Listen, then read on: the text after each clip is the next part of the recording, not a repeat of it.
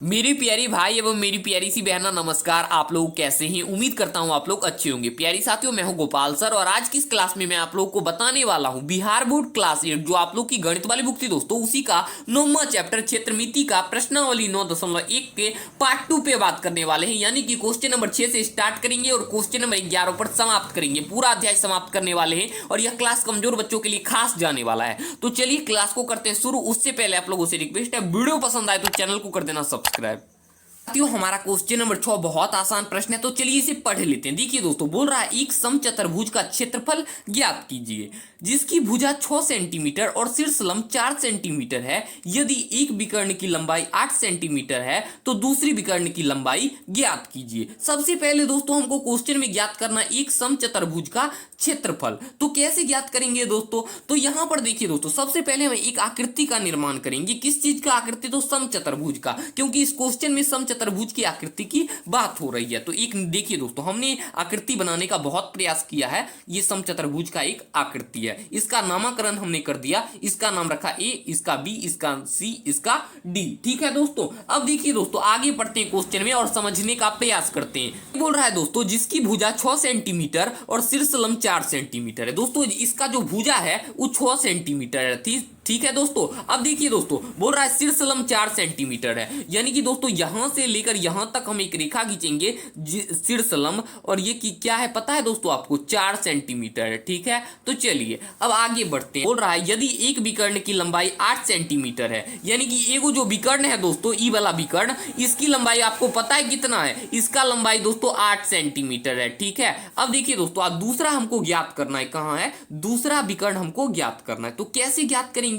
तो सबसे पहले दोस्तों यहां पर आप लोग ध्यान दीजिएगा। सबसे पहले हम एक समचतुर्भुज का क्षेत्रफल ज्ञात करेंगे। तो अब इसका क्षेत्रफल क्या होता है? 1/2 गुने विकर्णों का गुणनफल। अब देखिए दोस्तों, विकर्णों का गुणनफल, लेकिन एक को विकर्ण दिया है, दूसरा तो दिया नहीं है। दूसरा हमको ज्ञात करना है। तो यह इस आकृति में आप लोग ध्यान से देखिएगा तो आपको दूगो त्रिभुज नजर आएगा। एगो त्रिभुज ई नजर आएगा, एगो त्रिभुज ई नजर आएगा। नजर आ रहा है? बिल्कुल आ रहा होगा। तो चलिए हम क्या करेंगे, लिखेंगे। सबसे पहले लिख ही देते हैं, उसके बाद आप लोगों को समझाएंगे। देखिए लिखेंगे दोस्तों, समचतुर्भुज का क्षेत्रफल। समचतुर्भुज का क्षेत्रफल बराबर दोस्तों हम लिखेंगे समचतुर्भुज का क्षेत्रफल बराबर दोस्तों हम लिखेंगे 2 गुने 1/2 गुने आधार गुने ऊंचाई। अब ऐसा दोस्तों हमने क्यों लिखा? ऐसा क्यों लिखा दोस्तों हमने? देखिए दोस्तों, हमने आप लोगों को पहले ही बोला था, एगो ई त्रिभुज आप लोगों को दिख रहा है, एगो ई त्रिभुज दिख रहा है। क्या करेंगे दोस्तों? ई त्रिभुज का क्षेत्रफल होता है 1/2 गुने आधार गुने ऊंचाई। ये दूगो त्रिभुज है, इसलिए इसको 2 से गुना कर दिए। दोस्तों समचतुर्भुज का क्षेत्रफल होता है 1/2 गुने विकर्णों का गुणनफल। विकर्ण तो एक को दिया है, इसलिए हम क्या करेंगे, इसको दूगो त्रिभुज के क्षेत्रफल से समचतुर्भुज का क्षेत्रफल पहले ज्ञात करेंगे। उसके बाद हम क्वेश्चन में आगे बढ़ेंगे, जो बोल रहा था क्वेश्चन में वो करेंगे। देखिए दोस्तों, 2 का 2 वैसा ही लिख देंगे और 1/2 वैसा ही आ जाएगा। अब आधार आप लोगों को क्या दिख रहा है दोस्तों? आधार देखिए दोस्तों, ये आधार है। ये त्रिभुज किस पर खड़ा है? तो 6 पर खड़ा है, मतलब इस पर खड़ा है। और ये क्या है? 6 सेंटीमीटर। तो यहां पर लिख देंगे 6। और ऊंचाई दोस्तों 4 है। देखिए ये ऊंचाई क्या है? 4 है, तो 4 लिख देंगे। देखिए दोस्तों, 2 से 2 कट जाएगा, 6 को 4 से गुना करेंगे तो क्या प्राप्त होगा? 24 प्राप्त होगा। और दोस्तों हम क्षेत्रफल निकाल रहे थे, सारा सेंटीमीटर में क्षेत्रफल निकालेंगे तो सेंटीमीटर स्क्वायर हो जाएगा। कितना आसानी से आंसर आ गया दोस्तों। अब दोस्तों हम चलते हैं मेन मुद्दा पर। अब देखिए दोस्तों, हम फिर से क्या करेंगे, समचतुर्भुज का क्षेत्रफल ज्ञात करेंगे, क्योंकि क्षेत्रफल आ चुका है 24 सेंटीमीटर स्क्वायर। तो हम फिर से दोस्तों लिखेंगे समचतुर्भुज का क्षेत्रफल। और क्षेत्रफल दोस्तों क्या आया है? तो 24 सेंटीमीटर स्क्वायर आया है। और समचतुर्भुज का दोस्तों असली में इसका फॉर्मूला क्या होता है? तो 1/2 गुने विकर्णों का गुणनफल, यही होता है विकर्णों का गुणनफल। और बराबर में क्या हो जाएगा दोस्तों? बराबर में हो जाएगा 24। बराबर में हो जाएगा 24। अब देखिए दोस्तों, 1/2 की जगह 1/2 ही लिखे देंगे। और दोस्तों यहां पर आप लोग देखिए, एगो विकर्ण क्या है? AC है। तो हम AC और गुने में विकर्णों का गुणनफल, यानी एगो विकर्ण को दूसरे से गुना करेंगे, यानी गुना का चिन्ह दे देंगे। और दूसरा विकर्ण दोस्तों हमारा क्या है? दूसरा विकर्ण है हमारा BD। कहाँ है? BD। तो इस यहाँ पर लिख देंगे BD और बराबर में हो जाएगा दोस्तों 24। अब देखिए दोस्तों 1/2 की जगह 1/2 ही आ जाएगा और AC क्या दिया है हमारा, AC दोस्तों हमारा 8 दिया है तो 8 यहाँ लिख देंगे और BD दोस्तों कुछ नहीं दिया है तो वैसा ही BD के BD लिख देंगे और बराबर में है दोस्तों 24। ठीक है, अब देखिए दोस्तों 2 को जब हम 4 बार पढ़ते हैं तो आता है 8, 2 को 4 बार पढ़िएगा तो आता है 8, तो इसे हम 4 बार में काट दिए तो हमारा आ गया 4 गुने BD। ठीक है दोस्तों, इतना तक में कोई टेंशन नहीं लेने का। तो चलिए अब देखिए दोस्तों 4 ही गुना में क्या है, इसके साथ गुना में है, इधर जाएगा तो क्या हो जाएगा, भाग में हो जाएगा, यानी कि BD और बराबर में हो जाएगा दोस्तों, हो जाएगा 24 और बट्टे का 4। अब देखिए दोस्तों 4 को कितना बार पढ़े तो 24 आएगा, तो 4 को दोस्तों 6 बार पढ़ेंगे तो आता है 24, यानी कि दोस्तों दूसरा विकर्ण हमारा क्या आ गया, BD बराबर दोस्तों BD हमारा दूसरा विकर्ण था और BD बराबर दोस्तों हमारा 6 आ चुका है। यही तो दोस्तों हमारा उत्तर हो जाएगा। कितना आसान प्रश्न था, एक बार से नोट कर लेना। तो चलिए अब आगे बढ़ते हैं। तो हमारा क्वेश्चन नंबर 7 जो है वो भी बहुत आसान प्रश्न है, ये भी क्वेश्चन नंबर 6 से ही कह सकते हो रिलेटिव है। तो चलिए इसे पढ़ लेते हैं। देखिए दोस्तों बोल रहा है किसी भवन के फर्श में समचतुर्भुज के आकार की 300 टाइलें हैं और इनमें से प्रत्येक के विकर्ण 45 सेंटीमीटर एवं 30 सेंटीमीटर लंबाई के हैं। 4 रुपये प्रति वर्ग मीटर की दर से इस फर्श को पॉलिश करने का व्यय ज्ञात कीजिए। तो दोस्तों सबसे पहले यहाँ पर आप लोग समझने का प्रयास कीजिएगा, ये क्या बोल रहा है, किसी भवन में के फर्श पर दोस्तों एक समचतुर्भुज के आकार का 3000 टाइलें लगी है, यानी टाइल्स दोस्तों लगा है और इनमें से प्रत्येक के विकर्ण 45 सेंटीमीटर एवं 30 सेंटीमीटर लंबाई के हैं। दोस्तों इसमें टाइल्स इस समचतुर्भुज में 2 विकर्ण है, एक विकर्ण है दोस्तों 45 सेंटीमीटर और दूसरा है 30 सेंटीमीटर लंबाई के। ठीक है, तो चलिए अब यहीं से हमारा शुरू होता है। तो दोस्तों हम पहले लिख लेंगे, क्वेश्चन में जो जो दिया है ना वो लिखेंगे दोस्तों, दिया है। अब देखिए दोस्तों यहां पर आप लोग समझने का प्रयास कीजिएगा। देखिए दोस्तों हम क्या करेंगे, यहां पर लिख ही देते हैं ताकि आप लोग पूरा क्वेश्चन में फंसो नहीं। विकर्ण को दोस्तों हम D से दर्शाएंगे, ठीक है, आप लोग घबराना मत। ठीक है, देखिए दोस्तों तो हम लिखेंगे D1, दिया है D1 बराबर 45 सेंटीमीटर। दोस्तों हमने यहां पर D1 क्यों लिखा, तो देखिए दोस्तों पहला विकर्ण ये है, दूसरा विकर्ण ये है, इसलिए हमने D1 से पहले विकर्ण को दर्शाएंगे और D2 से दूसरे विकर्ण को दर्शाएंगे। तो पहला विकर्ण 45 सेंटीमीटर दिया है और दूसरा दोस्तों क्या दिया है, दूसरा दिया है 30 सेंटीमीटर। ठीक है दोस्तों, तो चलिए अब आगे बढ़ते हैं। अब आगे क्या करेंगे दोस्तों, हम एक टाइले का क्षेत्रफल ज्ञात करेंगे। लिखेंगे एक टाइले का क्षेत्रफल, एक कहाँ है हमारा क्वेश्चन नंबर 4, टाइले, एक टाइले का क्षेत्रफल। अब देखिए दोस्तों एक टाइले, और टाइल किसके आकार का है, मतलब टाइले लिखा है दोस्तों, असली इसका नाम है टाइल्स। ठीक है, तो टाइले किसके का आकार का है दोस्तों, समचतुर्भुज का। तो इसका क्षेत्रफल क्या होगा दोस्तों, 1/2 गुने विकर्णों का गुणनफल, 1/2 गुने विकर्णों का गुणनफल, यही होता है ना, बिल्कुल। तो चलिए अब देखिए दोस्तों हमने ये लिख लिया। अब 1/2 के स्थान पर दोस्तों 1/2 ही लिखेंगे। तो विकर्णों का गुणनफल, यहां पर देखिए दोस्तों विकर्णों का गुणनफल 45 और 30 को गुना कर देंगे। क्या करेंगे, यहां पर लिखते हैं 45 और 30 को गुना कर देंगे। ठीक है, तो चलिए देखिए दोस्तों ये 2 को हम 30 से बिल्कुल काट सकते हैं, यानी 2 को 15 बार पढ़ेंगे तो 30 कट जाएगा और 45 और 15 को दोस्तों गुना करेंगे तो क्या प्राप्त होगा, 45 और 15 को दोस्तों गुना करेंगे तो क्या प्राप्त होगा, आप ही बताइए। 675 शायद प्राप्त होगा, हाँ बिल्कुल 675 ही प्राप्त होगा। दोस्तों ये सेंटीमीटर में दिया था और हम क्षेत्रफल इसका निकाल रहे थे, इसलिए सेंटीमीटर स्क्वायर हो जाएगा।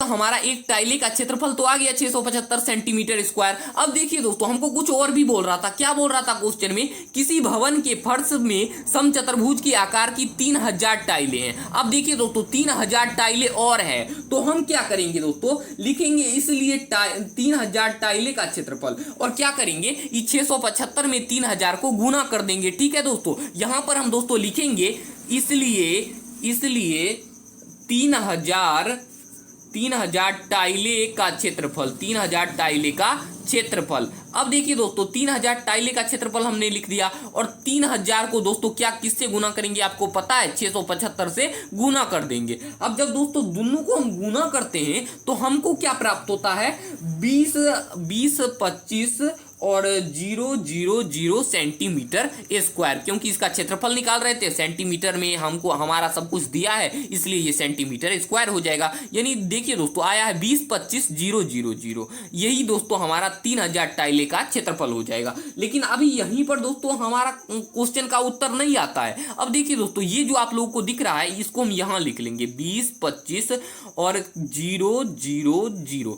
यहाँ पर देखिए दोस्तों इस सेंटीमीटर स्क्वायर में हम इसको मीटर में कन्वर्ट करेंगे। तो क्या करेंगे दोस्तों, इसके बट्टे में हम 200 से गुना कर देंगे, 200 से, तभी ये मीटर में कन्वर्ट हो पाएगा। तो देखिए दोस्तों E0 से E0 कट जाएगा, E0 से E0 कट जाएगा, E0 से E0 कट जाएगा। यानी कि 2025 में 2025 में दोस्तों हम 10 से जब भाग देंगे हमको क्या प्राप्त होगा, ये 10 जो आप लोगों को दिख रहा है ये हट के यहाँ पर दशमलव चला आएगा, यानी कि दोस्तों आ जाएगा 202.5। यही दोस्तों यहीं पर हमारा उत्तर भाई साहब अभी आया नहीं है। हम कितनी बार समझाएं आप लोगों को। तो चलिए अब हम दोस्तों हम क्या करेंगे, लिखेंगे यहाँ पर, इसलिए यहाँ पर दोस्तों एक और है 4 रुपये प्रति वर्ग मीटर की दर से इस फर्श की पॉलिश करने का व्यय ज्ञात कीजिए। तो दोस्तों देखिए एगो जब आप पति की टाइले है, यानी टाइल को टाइल्स कह सकते हैं, तो टाइल्स को दोस्तों एगो को पॉलिश करने में हमको 4 रुपया देना पड़ता है। ठीक है, तो हमको क्या करना पड़ेगा दोस्तों,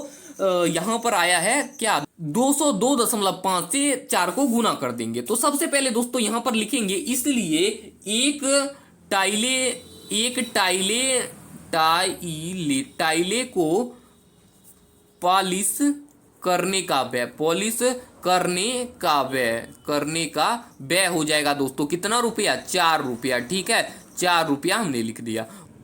दोस्तों यहाँ पर देखिए, यहाँ पर चूकी होगा, इसलिए यहाँ पर हो जाएगा, इसलिए क्या होगा, इसलिए 202.5 को पॉलिश करने का व्यय हो जाएगा दोस्तों 202.5 को क्या करेंगे हम 4 से जब गुना करेंगे तो हमको दोस्तों प्राप्त होता है 810.0। अब देखिए दोस्तों दशमलव के बाद जीरो का मान्यता नहीं होता है, इसलिए हो जाएगा 810 रुपया। यानी कि हमारा दोस्तों उत्तर आया 4 रुपये प्रति वर्ग मीटर की दर से इस फर्श को पॉलिश करने का दोस्तों व्यय जो हो जाएगा 810 रुपया हो जाएगा। कितना आसान था, एक बार से नोट जरूर से कर लेना। तो चलिए भाई साहब आगे बढ़ते हैं, आशा करता हूं आप लोग समझ गए होंगे। प्यारी साथियों हमारा क्वेश्चन नंबर 8 भी बहुत आसान प्रश्न है, तो चलिए इसे पढ़ लेते हैं। देखिए दोस्तों बोल रहा है मोहन एक समलव के आकार का खेत खरीदना चाहता है। इस खेत की नदी के साथ वाली भुजा सड़क के साथ वाली भुजा के समांतर है और लंबाई में दुगुनी है।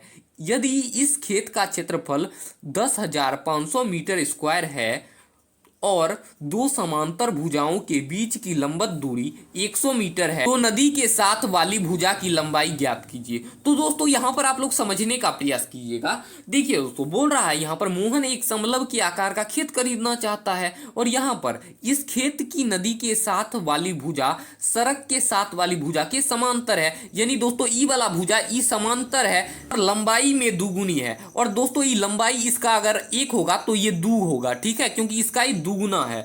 तो चलिए यदि इस खेत का क्षेत्रफल दोस्तों 10,500 मीटर है, इसका दोस्तों जो क्षेत्रफल है 10,500 मीटर है और दो समांतर भुजाओं के बीच लंबवत दूरी 100 मीटर है, तो नदी के साथ वाली भुजा की लंबाई हमको ज्ञात करना है। कैसे ज्ञात करेंगे दोस्तों, देखिए दोस्तों यहाँ पर आप लोग समझने का प्रयास कीजिएगा। इस सड़क जो आप लोगों को दिख रहा है, सड़क वाला भुजा नदी वाला भुजा की समांतर है, लेकिन ये दोस्तों सड़क वाला भुजा कुछ देवे नहीं किया है, ये भी कुछ नहीं दिया है। तो सड़क वाली भुजा को दोस्तों हम क्या करेंगे आपको पता है, इसको हम x मान लेंगे। इसको दोस्तों अगर हम x मानेंगे तो ये हो जाएगा 2x हो जाएगा, क्योंकि ये इसका दुगुना है। तो हमारा क्वेश्चन में दिया है इस खेत का क्षेत्रफल 10,500 मीटर स्क्वायर है। तो दोस्तों यहाँ पर समलव चतुर्भुज का क्षेत्रफल 10,500 मीटर है, तो इसी को दोस्तों हम लिख लेंगे। पहले क्या लिखेंगे दोस्तों, समलव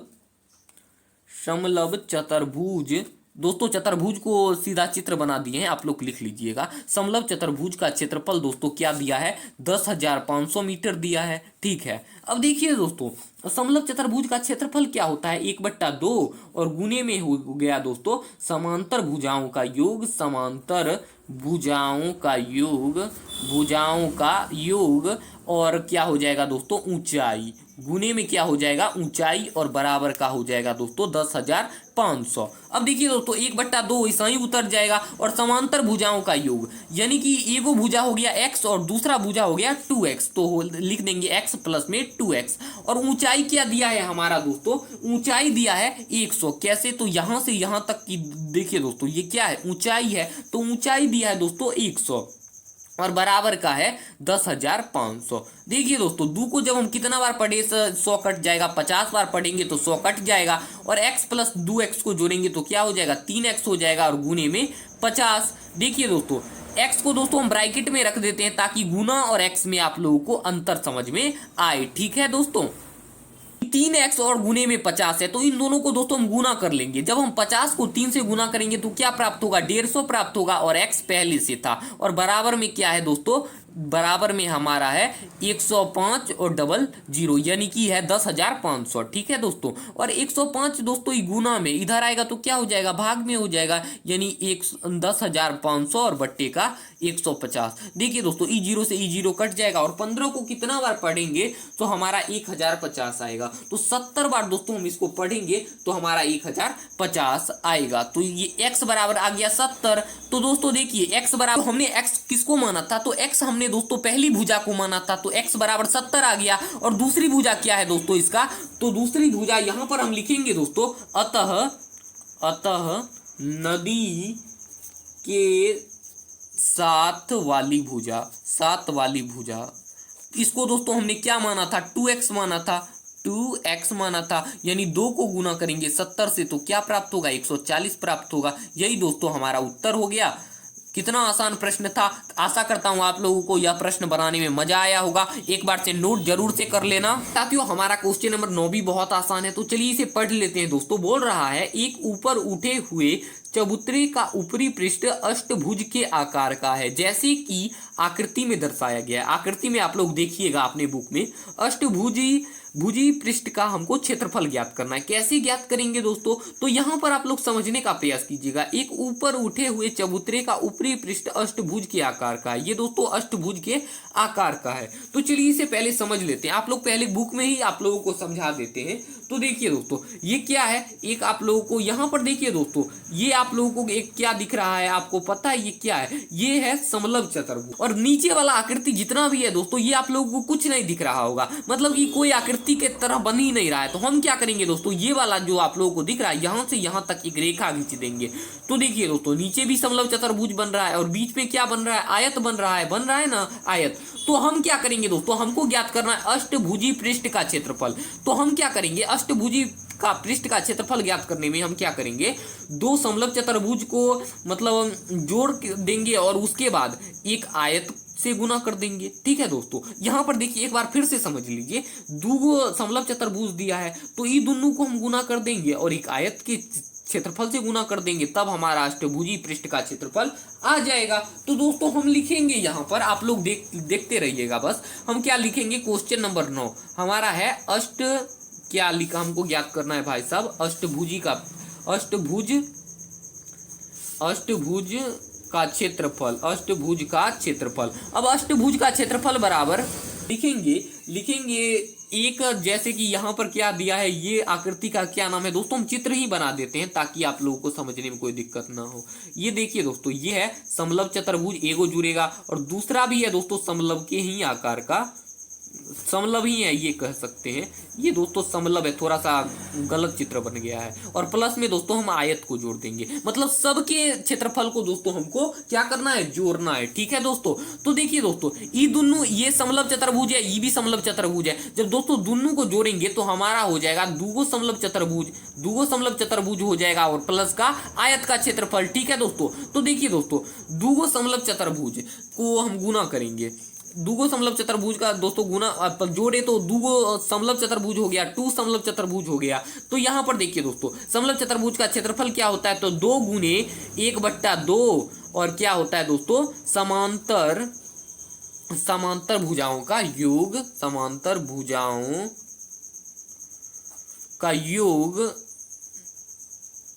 गुने ऊंचाई, और प्लस में देखिए दोस्तों आयत का क्षेत्रफल क्या होता है, तो प्लस में आयत का क्षेत्रफल लंबाई और गुने में चौड़ाई। ठीक है, एक बार से नोट कर लेना दोस्तों। ये लॉ को लंबाई या चौ को चौड़ाई हमने लिख दिया शॉर्ट फॉर्म में।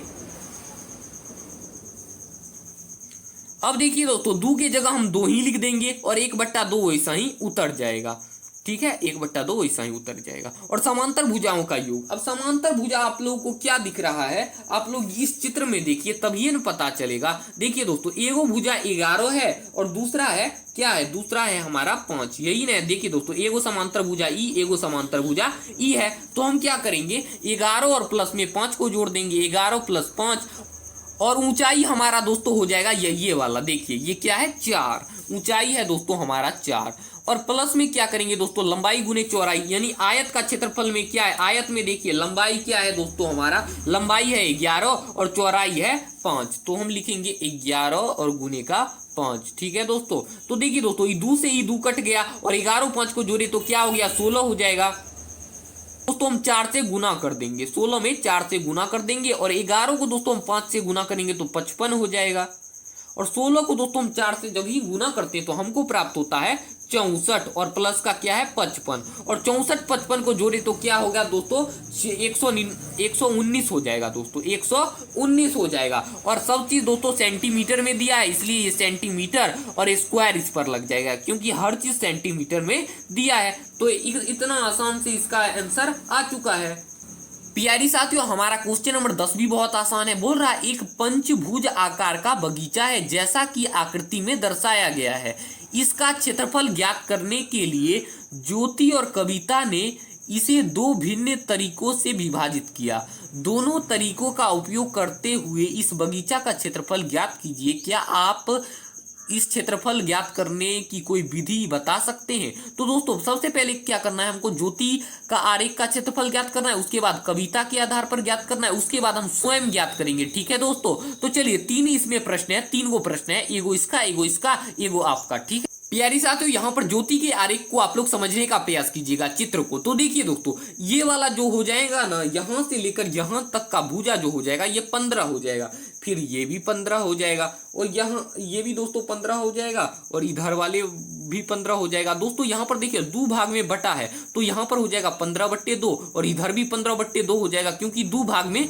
बटा है। ठीक है दोस्तों, तो इस चित्र को हमने इतना आप लोगों को समझा दिया। तो सबसे पहले दोस्तों लिखेंगे हम क्या, पहला प्रश्न हम चलते हैं ज्योति का आरेख, ज्योति का आरेख। चलिए चलते हैं बहुत जल्द। अब देखिए दोस्तों, ये किस चीज का चित्र है, पंचभुज का चित्र है। क्या है, पंचभुज का क्षेत्रफल। अब पंचभुज का क्षेत्रफल क्या होता है दोस्तों, पंचभुज का क्षेत्रफल हमारा होता है, क्या होता है दोस्तों, 2 गुने समलव चतुर्भुज का क्षेत्रफल। समलव चतुर्भुज का क्षेत्रफल, यही दोस्तों हमारा हो जाएगा। अब देखिए दोस्तों, समलव चतुर्भुज का क्षेत्रफल क्या होता है, 1/2 गुने समांतर, 1/2 समांतर भुजाओं का योग,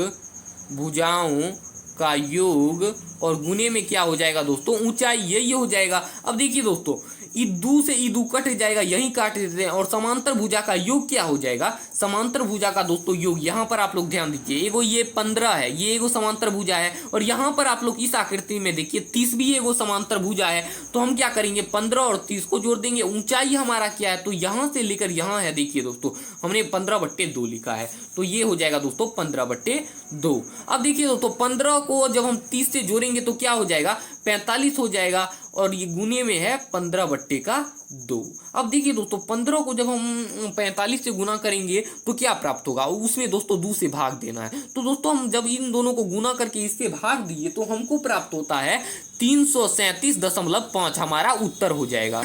दूसरा है प्रश्न कविता का आरेख, तो इस पे हम चलते हैं। इसमें भी दोस्तों हमको निकालना क्या है, पंचभुज का क्षेत्रफल निकालना है, पंचभुज का क्षेत्रफल। तो चलिए पंचभुज का क्षेत्रफल हमने लिख दिया, और पंचभुज का क्षेत्रफल दोस्तों यहाँ पर आप लोग देखिएगा, ये क्या है, वर्ग दिख रहा होगा, ये क्या है, त्रिभुज आप लोगों को दिख रहा होगा। तो हम क्या करेंगे दोस्तों, वर्ग के क्षेत्रफल में वर्ग का क्षेत्रफल प्लस कर देंगे त्रिभुज का क्षेत्रफल। ठीक है, त्रिभुज का क्षेत्रफल हम प्लस कर देंगे, और वर्ग का क्षेत्रफल क्षेत्रफल दोस्तों होता क्या है, तो वर्ग का क्षेत्रफल होता है भुजा स्क्वायर, यानी कि हम ए स्क्वायर लिख देते हैं, और प्लस का त्रिभुज का क्षेत्रफल दोस्तों होता है, इस सबको हम दोस्तों शॉर्ट फॉर्म में बस लिख देते हैं। त्रिभुज का क्षेत्रफल होता है 1/2 गुने आधार गुने ऊंचाई होता है। अब देखिए दोस्तों ए स्क्वायर यानी कि भुजा आप लोगों को क्या दिख रहा है, 15 दिख रहा होगा, तो यानी 15 का स्क्वायर और प्लस में 1/2 है यहाँ पर, तो 1/2 का 1/2 ही लिखेंगे और गुने। अब यहाँ पर क्या है दोस्तों, आधार हमारा हो जाएगा, आधार दोस्तों हमारा हो जाएगा, आधार भी दोस्तों हमारा 15 ही होगा और गुने का 15। अब देखिए दोस्तों ये 15 का स्क्वायर क्या हो जाएगा हमारा, 15 का स्क्वायर हो जाएगा दोस्तों 225 और प्लस का। अब देखिए इन दोनों 15 को गुना करेंगे तो 225 और बट्टे का 2 हो जाएगा, इसके बट्टे में कुछ नहीं है तो 1 हो जाएगा, और 1 और 2 का एलसीएम लेंगे तो हो जाएगा 2।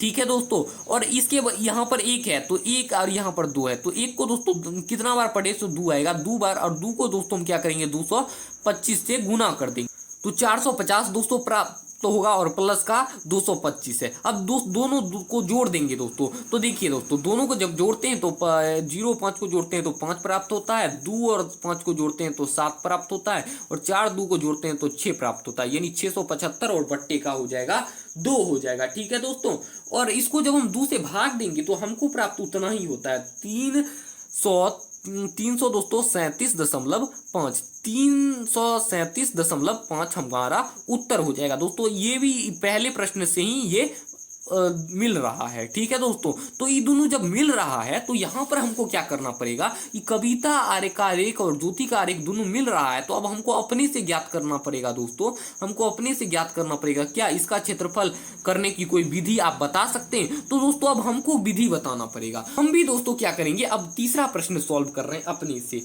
तो हम दोस्तों क्या लिखेंगे फिर से पंचभुज का क्षेत्रफल, पंचभुज का क्षेत्रफल। और ये दोस्तों विधि हम लोग अपने से बना रहे हैं, क्योंकि ये ज्योति ने बनाया, ये कविता ने बनाया, ये आप अपना नाम लिख लीजिए। ठीक है दोस्तों, तो पंचभुज का क्षेत्रफल तो हो जाएगा दोस्तों, हम क्या करेंगे लिखेंगे आयत का क्षेत्रफल, आयत का क्षेत्रफल में से, आयत का क्षेत्रफल में से हम क्या करेंगे त्रिभुज का क्षेत्रफल माइनस कर देंगे। क्यों करेंगे माइनस, आइए समझ लेते हैं।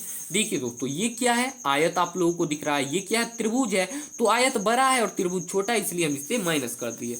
तो आयत का क्षेत्रफल क्या होता है दोस्तों, लंबाई गुने चौड़ाई होता है, लंबाई गुने चौड़ाई होता है, और त्रिभुज का क्षेत्रफल 1/2 गुने आधार गुने ऊंचाई होता है। और देखिए दोस्तों लंबाई हमारा क्या है, तो दोस्तों हमारा लंबाई 30 है और चौड़ाई 15 है, और गुने में 1/2 वैसा ही हो जाएगा। आधार हमारा क्या है दोस्तों 15 है, और ऊंचाई भी हमारा 15 है। ठीक है दोस्तों, जब 30 और 15 को दोस्तों हम गुना करेंगे तो हमको प्राप्त होता है 450, और 15 को दोस्तों गुना करेंगे तो हमको प्राप्त होगा 225 बट्टे का 2, और इसके बट्टे में कुछ नहीं है तो इसके बट्टे में 1 हो जाएगा। अब 1 2 का दोस्तों हम क्या करेंगे एलसीएम लेंगे, तो हमको प्राप्त होता है 2 प्राप्त होता है। ठीक है दोस्तों, जब हम 1 को कितना बार पढ़े तो 2 आएगा, 2 बार, और 2 को 450 से गुना कर देंगे 900 हो जाएगा, और माइनस का 225 वैसा ही उतर जाएगा, और 900 में 225 जाएगा तो दोस्तों 675 बचेगा, और बट्टे का 2। अब देखिए दोस्तों बट्टे का क्या बचा, 2 बचा। अब जब हम 675 में 2 से भाग देंगे तो 337.5 मीटर स्क्वायर ही हमारा उत्तर आ रहा है। यहाँ भी दोस्तों मीटर स्क्वायर होगा। देखिए दोस्तों तीनों का उत्तर एकदम सेम आ रहा है। आशा करता हूँ आप लोग क्वेश्चन नंबर 10 को समझ गए होंगे, एक बार से नोट जरूर से कर लेना। प्यारी साथियों हमारा क्वेश्चन नंबर 11 जो है ना वो बहुत आसान प्रश्न है, तो चलिए एक बार पढ़ लेते हैं। बोल रहा है संलग्न पिक्चर फ्रेम के आरेख की बाहरी एवं अंतः विमीय क्रमशः 24 सेंटीमीटर गुने 28 सेंटीमीटर एवं 16 सेंटीमीटर गुने 20 सेंटीमीटर है। यदि फ्रेम के प्रत्येक खंड की चौड़ाई समान है तो प्रत्येक खंड का क्षेत्रफल हमको ज्ञात करना है। तो दोस्तों यहाँ पर आप लोग समझने का प्रयास कीजिए, ये हमारा आकृति है। देखिए दोस्तों ये जो आकृति है ये इसको हम आकृति 1 मान लेंगे, तो ये 2 है, और ये 3 इसको मान लेंगे, इसको 4 मान लेंगे। देखिए दोस्तों ये जो आकृति है ना ये इसके बराबर है, ये वाला आकृति इसके बराबर है। तो हमको क्या करना पड़ेगा, आकृति 1 और 3 का हमको क्षेत्रफल ज्ञात करना पड़ेगा। 2 और 4 का अपने आप पता चल जाएगा। ठीक है दोस्तों, तो दोस्तों हम क्या करेंगे क्वेश्चन नंबर 11 यहाँ पर लिखेंगे, और लिखेंगे आकृति 1 का क्षेत्रफल, आकृति 1 का क्षेत्रफल। अब आकृति 1 किसका था दोस्तों, तो आकृति 1 हमारा जो था ना वो समलंब चतुर्भुज का था। तो समलंब चतुर्भुज का क्षेत्रफल क्या होता है 1/2 गुने समांतर भुजाओं का योग x, समांतर भुजाओं को दोस्तों हम मान लेंगे x और x1 + x2। ठीक है दोस्तों, और ऊंचाई ठीक है।